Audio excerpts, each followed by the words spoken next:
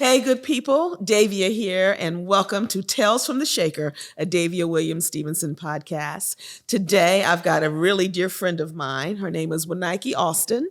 Um, we're going to talk about resilience today and a comeback from when you get news that changes your life forever. But I want to tell you a little bit about her. This might be a little bit of an emotional subject matter today, but I think it could be beneficial to folks, anyone who's gone through and needs hope or inspiration. So Nike is married for 18 years to Lieutenant Colonel Alexander Alston III. She is a veteran herself of the Air Force and has lived in Italy and various places around the country, serving our country. She's a mother of three. A grown man who lives in another city, and two teenagers, one of whom, very interesting, is an equestrian and is a championship equestrian that's training full-time elsewhere.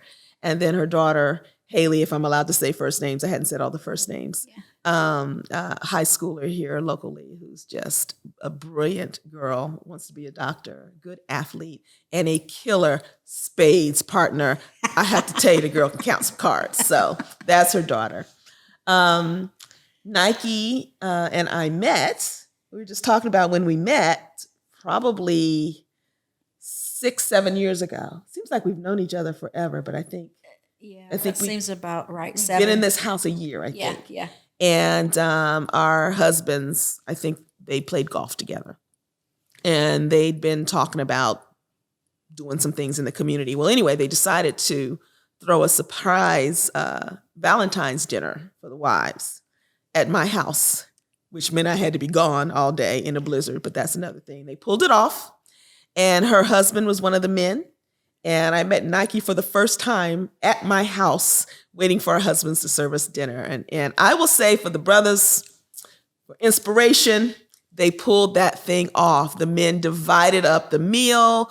They decorated the dining room. They had music. Amazing. The food was good. And remember how they served us like Oprah style? Yes. They got us seated and then stood behind us and put our plates down at the same time. They killed it. Yeah, it was really fun. So it was a fun time to meet you. And we danced. Yep. And we danced.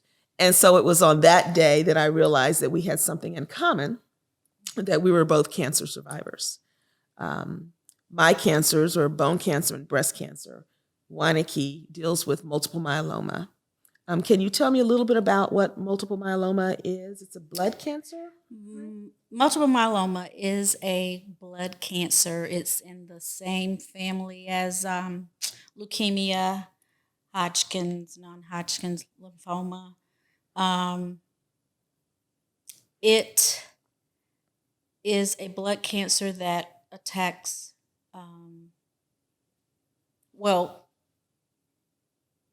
for me, it affected my bones. I don't know if you want me to go into you could tell what anything you want to tell. happened, but it fractured my vertebrae in a number of places, and created lesions in a number of places throughout my body, hips, shoulders, neck, spine, that kind of thing. Till eventually, I didn't know it, but I was walking around with a fractured spine, and it eventually collapsed on me, and that's when they kind of figured out what was going on with me. It was the pain from the collapse that got them looking at. It was actually the pain from the fracture that I didn't know I had. Okay. So I was walking around in pain for months, excruciating pain, for a number of months. And after that collapse, which didn't hurt, by the way, I landed in the hospital, and then that's when the diagnosis came. And I know you went through bone marrow transplant and all of those things. And so when you'd done much of that when I met you. Right. And I only know this fly, creative, fun sister. I do know that you're on some sort of maintenance chemo that you take pretty much all the time. You take breaks from it periodically. 21 days, and I get 7 days off. Today is my first day of my 7 days off. Okay. So I'm excited about that. So is that a good day? Because I made her a drink for that, y'all. We'll talk about that a little Today's bit later. a good day. I'm glad to know that. Nike is a joyful person. Silly as I'll get out, but a joyful person. And it's one of the things I appreciate about folks who've been through suffering. It just grounds you. There's a sense of you can't sweat the small stuff. I know for me, and we've talked about this briefly at times. We don't really live in cancer world together. We live in regular girlfriend world Right. together. But it's a feature. We both have. It's affected our lives and still affects our lives. And but there's something about when you have faced your mortality. I think we all know that we're going to leave this place at some point in time. Right. But when you faced it at, I'll say, an inconvenient time, right? Very You're a inconvenient. young mother. You know, I was a teenager the first time, and then my kids were teenagers the second time. You are forced to deal with that, and there's a groundedness to your gratitude. I think we have an opportunity when we take it to really understand that you live the day you have, because there was a day before we knew this.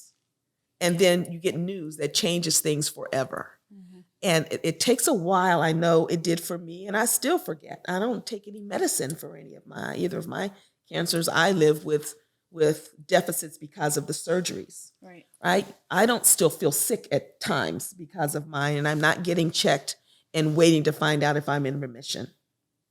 I know that that's part of your story because I've celebrated about every 6 months. I think you get checked, like, I'm still in remission. Like, yeah, every 3 to 4 months. Yeah. And just a couple of weeks ago, as of a few weeks ago, I'm still in remission. Yeah. Well, hey, we're grateful for that, for sure. Yeah. But you wouldn't know that that's an ever-present thing in the back of your mind. Right. Because I don't think it's forefront of your mind. I don't know. Till you tell me. I'm projecting based on how I experience you. Well, that means that my it's working. My little fakeness that I have has a lot of people thinking, she's fine, even family members. But when I'm alone is when it gets me the most. When I was diagnosed in the hospital, when the doctor, I'm thankful that I was on morphine, a morphine pump, another morphine drip, so I was kind of relaxed. So when he told me, you have cancer, you have multiple myeloma, the question that I asked him, his answer could have gone either way, right? Okay. So when he said, I asked him, is it treatable? And he, answered me, and I just left it at that. I didn't feel any kind of way then because I was really sick. I was not really thinking clearly. But after I, went home and I couldn't lay in my bed, and my husband had to bathe me, or I had to stand in the shower because I couldn't take a bath because they repaired my fractures. Just things like that. It was humiliating. I was, embarrassed. I thought, wow, God, is this how my life is gonna go? We had Tyler, Alex, and Haley. They were 12, 5, and 3. So little ones who still want to be picked up. Yeah. They run at you with hugs, they climb on you. And I could not pick them up. I couldn't hug them because my spine was fractured and I didn't know it. I just knew that it hurt. Like my body was giving me signals. I couldn't cough, couldn't sneeze. Like the body is incredible. The brain, all of that. I would almost sneeze. I would get a sneeze, but then my body would stop it because my brain knew that if I sneezed, it would collapse on me. So my collapse happened while I was sleeping. I was coughing, choking in my sleep, and that's when it collapsed. So, and I kind of think that was God's way of kind of looking out for me. He got me at a place where I was comfortable. I wasn't stressed. I was at peace, and then it happened, and it actually he answered my prayers because the night before I said to my husband, I can't go another day like this. Like I cannot do it. And I cried about it and it happened overnight and then we have a cancer diagnosis. But I was angry. I was so mad. Yeah. I thought my faith wavered, my belief, all of that stuff. I just didn't want to have anything to do with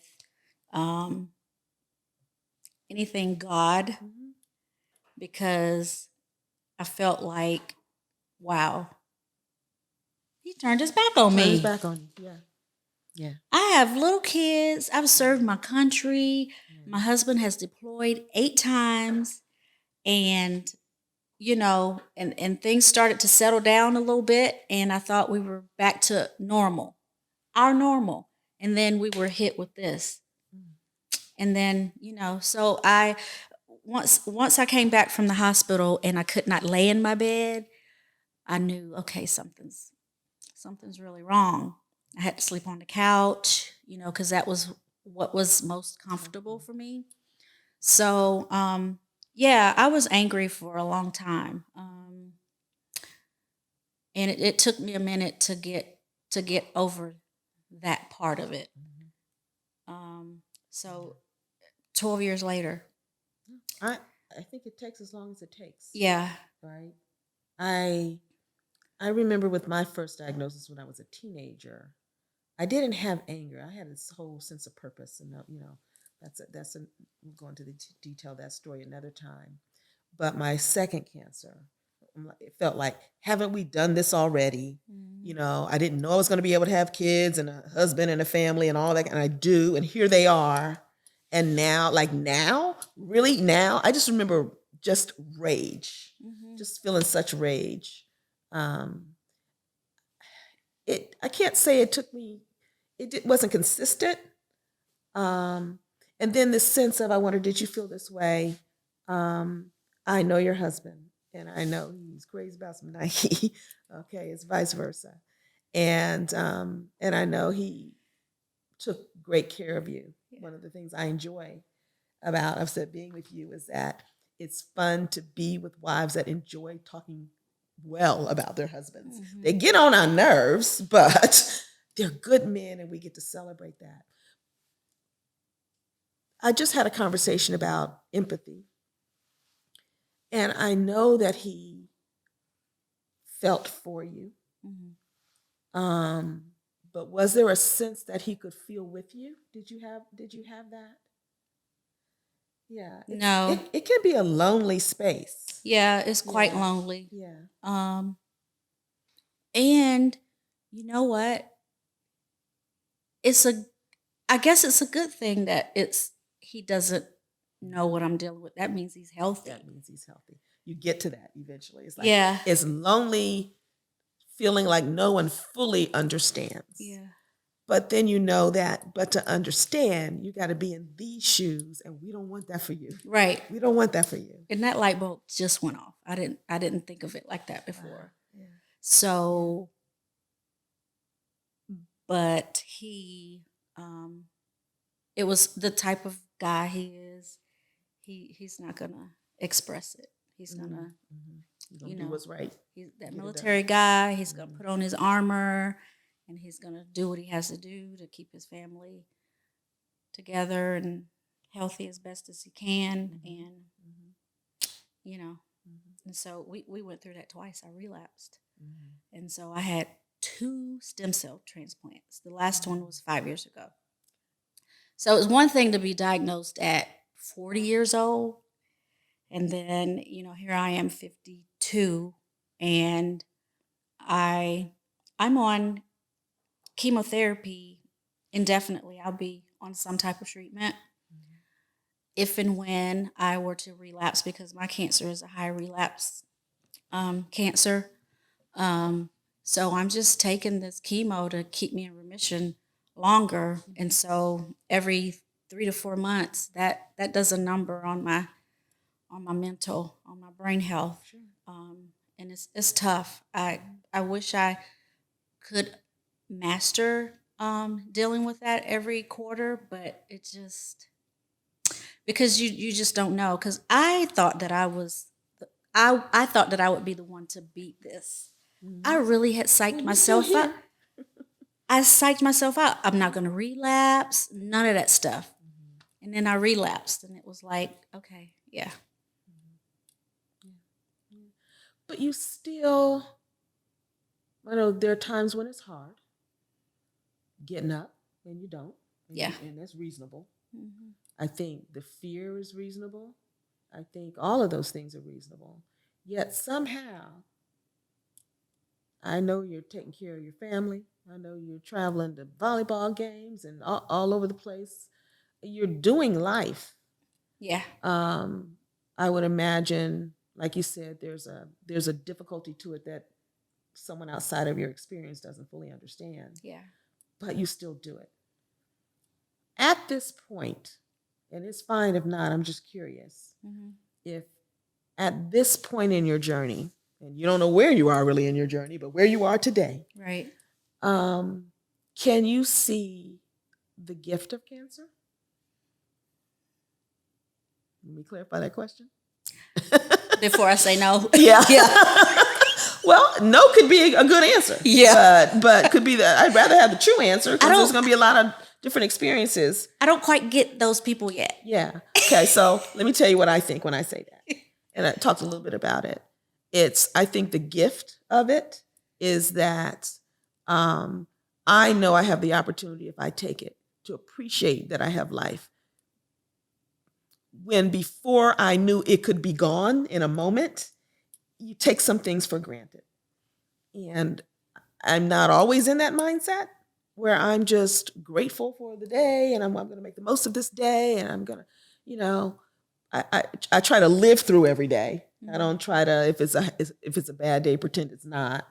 But I think when I grasp it, not all the time, but more times than not, when I grasp that, I have the privilege of an awareness that my life is not eternal on this land, on this side, right? All of us, the next day is not promised to anybody. You say that so well. Well, it's not promised to anybody. So, but I know that in a way that someone who hasn't had to face their death doesn't know it. So I have a choice, an informed choice, an experiential choice to say, I'm living the day that I have today. Okay. Yes, it has done that for me. Yeah. 12 years ago, I felt cheated. People friends of mine were checking out from cancer. And How to deal with it. And I would always say, how did they do it? Well, I found out how they did it. I don't think about it. It's just one foot in front of the other. And I'm kind of on cruise control. And then after I get through a crisis, I think, how did that happen? How did I do that? Yeah. How did I do that? Yeah. But what it did do for me is I was not okay with dying back then. Right now, I'm not afraid. Wow. I'm not afraid to die because I was given not one opportunity, but 2 opportunities because I had 2 stem cell transplants to get it right as it can be for me and my family. So I'm doing more. I'm doing the things that I would like to do, not everything, but before I did everything for my kids, my family, my husband. I really didn't do anything for me. So that's why I felt cheated, because I hadn't lived my life. I was doing mom life and military spouse life.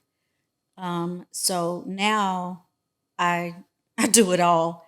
You know, the military spouse. I'm able to support my kids, and I'm able to do some things that I want to do, like hang out with you.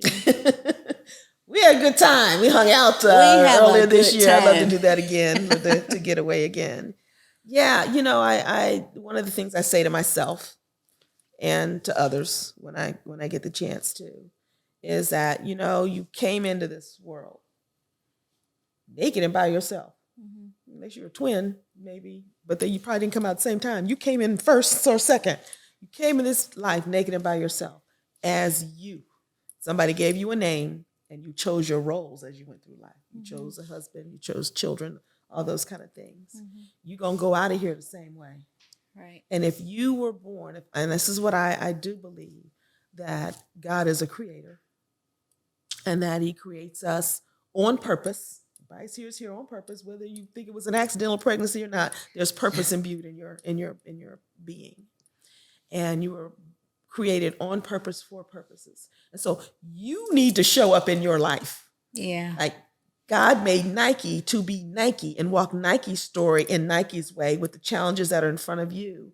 And so I'm glad you know that you get to show up as you in your roles, loving all the people that are your priority, but you got to be on that list, like high up on that list. Right. And I see that with you. And I'm at a stage where I'm figuring that out too. This is new to me. And I thought at my age, I'm getting emotional. I'm fit. Anyway, that you didn't get to do new things. And I am. And so are you. Yeah. And if we're here tomorrow, we might get a chance to do another new thing, or at least be grateful for that day. How do I want to use this day? And I love that about you. You said one thing that I'm going to follow up with you probably on in private later on. Okay. When you talked about, and I get the, you know, everybody thinks I'm okay, and so I'm good at faking it. And I think there's reality to it. Sometimes you have to do the thing. You have to put whatever the circumstances that's difficult, you have to bracket it and set it aside. I know that, because if the house is on fire, you have to put out the fire, whether or not you know, or the kid needs to be here or whatever. You have to do the thing. But I hope that you pick it back up if that's you. If this thing that you laid aside is your emotions for the day, or your something you know you need to deal with, but you just can't right now. I like the idea of bracketing. That means you keep it intact and you put it aside intact with a promise to yourself. I'm not going to deny this part of myself. I'm not going to repress it. I'm not going to bury it. I'm going to get to it when I can. Right now's not that time. But when I can, I pick that up, because I owe that to myself, to live the day that I have, the good ones and the bad ones. I'm a runner. We have ways to run. Yeah. You know, even those of us who think we're not runners, like me, I'm like, what is it? Get my arms around it now. Get my arms around it. I can know what I'm dealing with. I have my ways of running at times. I just think that's human, you know, but I don't want you to define yourself as like, I'm a runner. No, sometimes I run from things because I'm not ready or resourced to deal with them.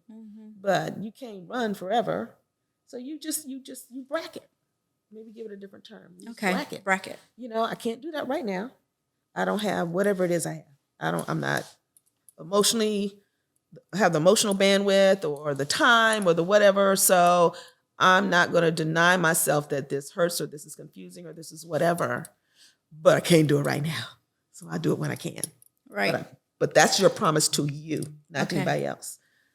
I think you do. I just didn't have those words. Maybe there's a picture that, it's a struggle. It's a struggle. I'll think about that. Yeah.